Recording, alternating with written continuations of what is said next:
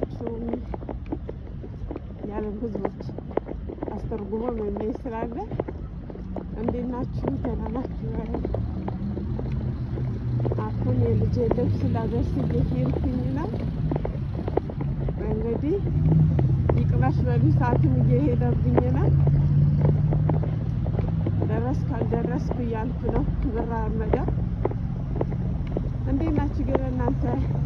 ለምታውቁኝም ለማታውቁኝም ቃል ኪዳን እባላለሁ። ሰላም ናችሁ? ሁሉ መልካም ነው ወይ? እግዚአብሔር ይመስገን፣ እኛ ጋር ሰላም ነው። ምንም አንልም፣ ከአየሩ ጋር እንራመዳለን።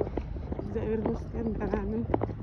እሺ በሉ ለዛሬ ይህን ያህል ሰላምታ ከሰጣችሁ ይበቃችኋል። እንገናኛለን ቀስ በቀስ። እሺ ቻው፣ ደህና ሁኑ።